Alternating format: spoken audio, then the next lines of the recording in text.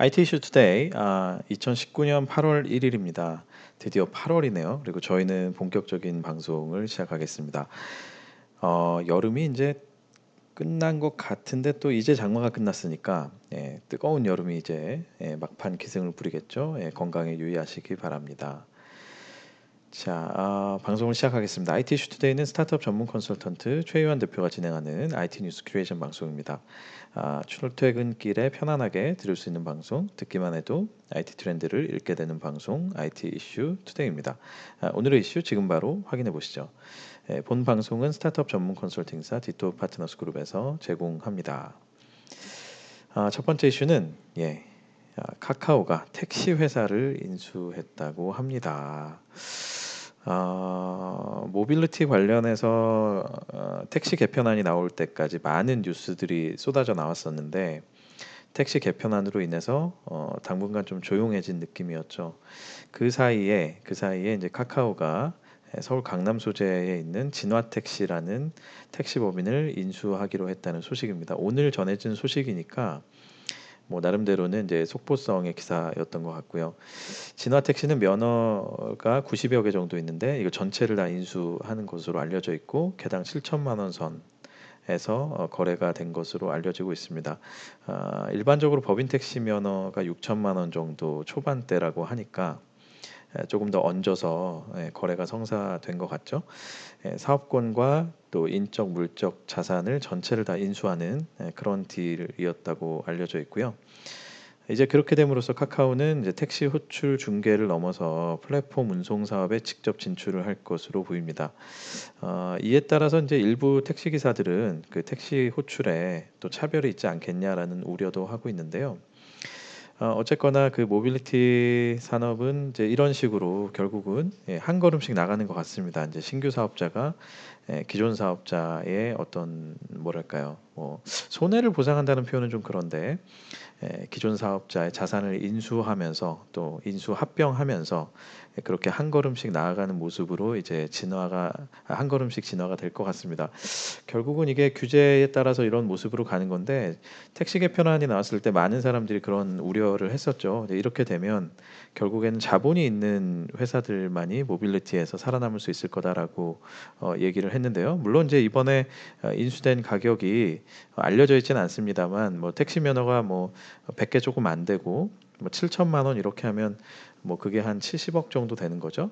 뭐 거기에다가 이제 이런저런 자산 양수도를 하게 되면 뭐 이게 엄청난 규모의 딜인 것 같지는 않습니다만 그러나 어쨌거나 앞으로는 그 스타트업들이 쉽게 뛰어들 수 있는 그런 수준은 안 될 것 같습니다. 확실하게 이제 그런 현상들이 보여지고 있네요. 플랫폼 운송 사업에 직접 뛰어들 것으로 예상이 되는데 카카오가 직접 인수해서 직접 운영하게 될 플랫폼 운송, 그러니까 결국은 타다 같은 모습이 되겠죠. 그런 서비스가 어떤 식으로 나오게 될지 지켜봐야겠습니다. 두 번째 이슈는 규제 샌드박스가 공유 주방과 그리고 반반 택시에 날개를 달아줬다 그런 내용입니다. 규제 샌드박스 시행으로 공유 주방과 택시 합승이 허용됐다는 소식인데요. 오늘자 뉴스들 많이 나왔죠. 위쿡이 공유 주방 플랫폼을 개시했고 기존에는 이제 그 기사를 보시면 아시겠지만 기존에는 주방 하나를 다수의 사업자가 공유하는 게 불가했다고 합니다. 법적으로 그게 막혀 있다고 하는데 제가 사실 이 F&B 쪽의 전문가가 아니라서 이게 그동안 왜 막혀 있었는지는 사실 잘 모르겠어요. 근데 그게 아마 식품위생과 관련된 부분이었던 것 같은데 그리고 이제 다수 사업자가 공유가 되지 않고 또 그런 그 공유를 하게 되면서 또 B2C가 아닌 B2B에게 제공되는 것 자체도 허용이 안 됐었던 이런 부분들이 있는데 이런 부분들이 이번에 규제 샌드박스 시행의 대상이 돼서 풀리게 된 거죠. 풀리게 된 거죠. 그래서 이제 위쿡이라는 업체가 공유 주방 플랫폼을 드디어 개시를 했다는 소식입니다. 이렇게 되면 그 요식업에 뛰어들려고 하는 그 많은 스타트업들의 창업에 있어서 진입 비용을 상당히 낮추는 효과가 있겠죠. 근데 그만큼 다양한 레시피를 들고 그 다양한 형태의 음식을 제공하는 그런 업체들이 상당히 많아지지 않을까 그런 생각이 듭니다. 또 하나는 코나투스라는 업체가 합승을 통해서 요금을 나눠내는 반반 택시라는 것을 출시했죠. 이것도 역시 오늘 기사가 많이 나왔습니다. 뭐 여러 가지를 이제 고려를 해서 이제 심야에만 운행을 하기로 했고요. 아마도 기존 업체와의 또 반발이나 이런 것들을 의식한 것 같죠. 그래서 밤 10시에서 새벽 4시까지 운영을 하고 뭐 동승 간의 동승 기능이라든지 동성 간의 죄송합니다. 동성 간의 동승이라든지 자리 지정 탑승 뭐 이런 기능들을 넣어서 심야에 이용하는 만큼 안전성을 고려를 했다. 뭐 이제 그런 내용들입니다. 규제 샌드박스라는 건 그 아시겠습니다만 샌드박스 이렇게 모래놀이 틀 뭐 이런 거죠. 뭐 우리말로 하자면 결국은 이제 어떤 특정한 그 영역, 특정한 지역, 뭐 특정한 사업에 있어서 어느 정도의 테두리를 두고 그 안에서는 규제를 완전히 풀어주는 형태의 조치를 이제 규제 샌드박스라고 부르는데 이번에 이제 이런 그 두 가지 사업이 규제 샌드박스의 혜택을 얻어서 본격적으로 시작이 된다고 합니다.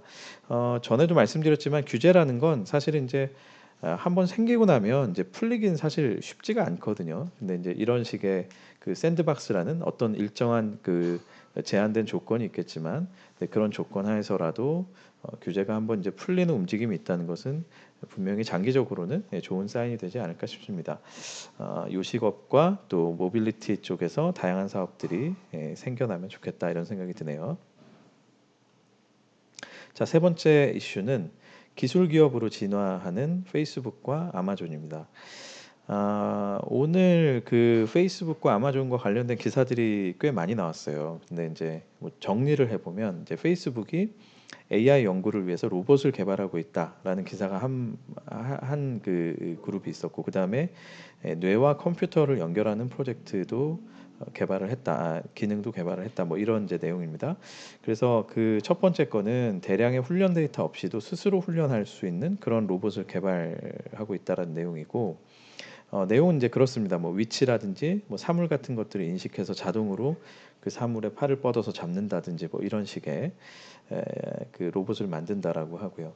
그리고 이제 뇌 활동을 해독하는 신경 디코더라고 하네요. 저도 이제 이 용어를 처음 들었는데 쉽게 말하면 뇌에서 어떤 생각을 하면 그 생각이 그대로 컴퓨터 화면에 텍스트로 보이는 그런 그 기능이라고 하죠. 그런 기술이라고 하죠.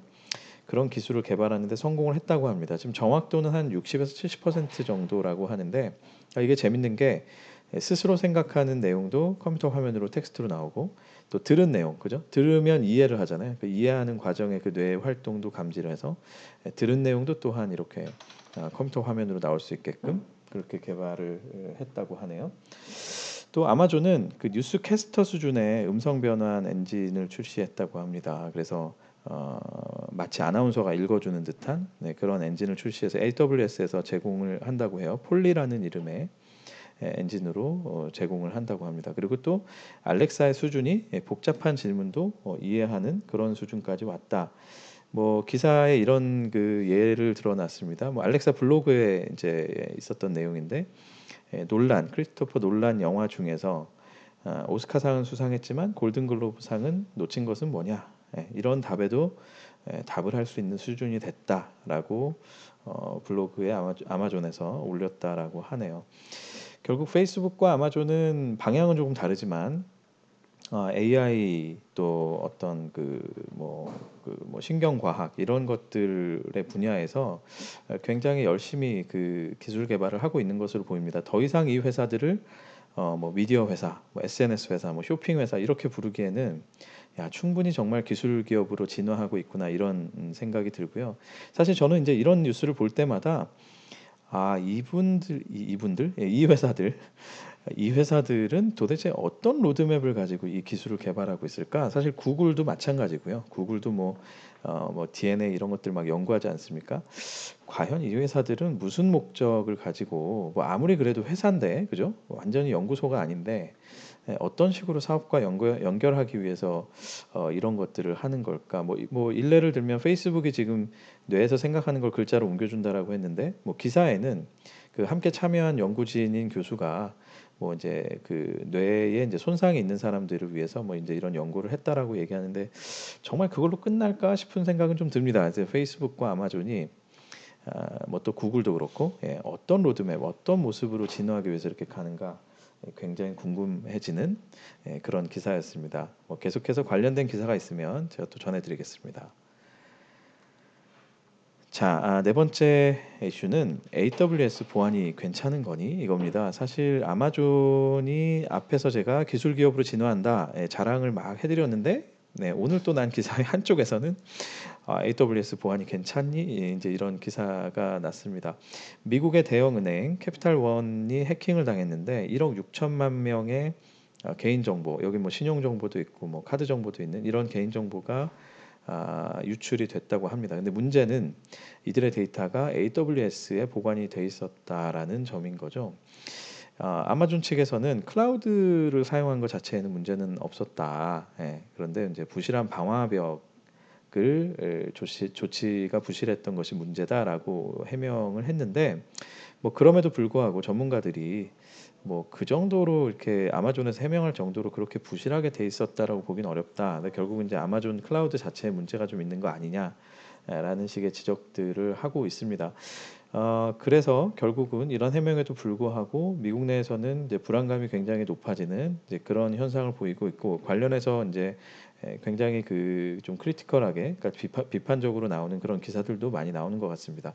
사실 우리나라에서도 보면 그 저도 예전에 그 회사를 만들고 서비스를 런칭하고 할 때 과연 이제 AWS를 써야 되느냐, 뭐 KT 클라우드를 써야 되느냐 이런 고민들을 한 번쯤은 하잖아요. 근데 이제 그때 늘 사실 저희가 얘기하는 게 그래도 이 보안은 그 뭔가 국내 업체보다는 AWS가 낫지 않겠어 뭐 이런 그 말들을 사실 하거든요.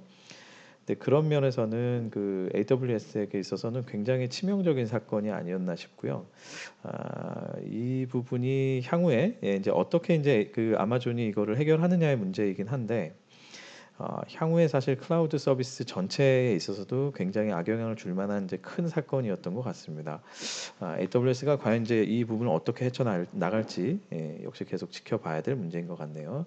생각보다는 좀 커질 수 있는 그런 이슈였던 것 같습니다.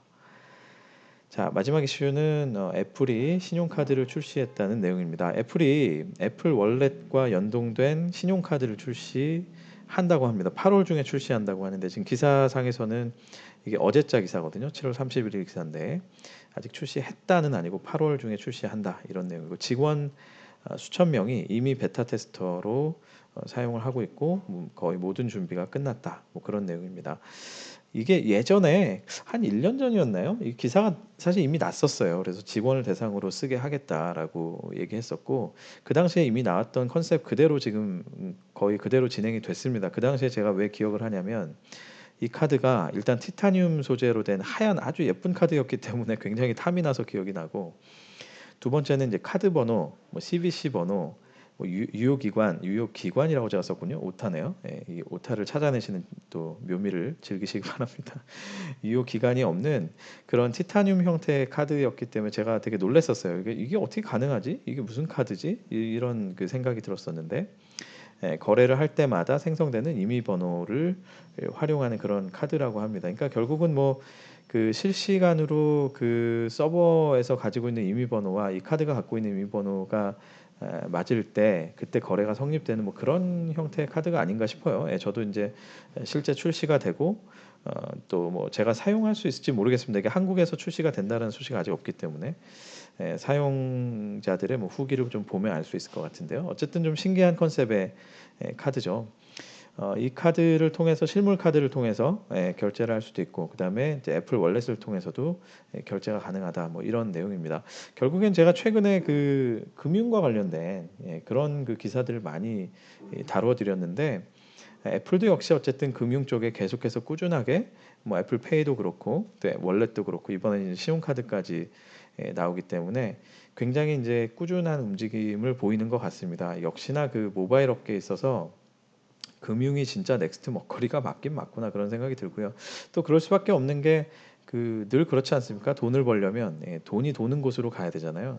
그래서 금융이라는 분야는 당연히 탐을 낼 수밖에 없는 분야인데 어찌 보자면 그동안 모바일 업계 또 IT 업계에서 뭐 탐을 안 냈다기보다는 아마 규제에 막혀서 이제 여러 가지를 못했던 것 같습니다. 이제 그런 것들이 최근에 많이 풀려가면서 본격적으로 이렇게 본물 터지듯이 한국뿐만 아니라 뭐 미국 뭐 여러 나라에서 정말 본물 터지듯이 이렇게 여러 모델들 또 여러 사업자들이 나오고 있는 게 아닌가 이제 그런 생각이 드네요.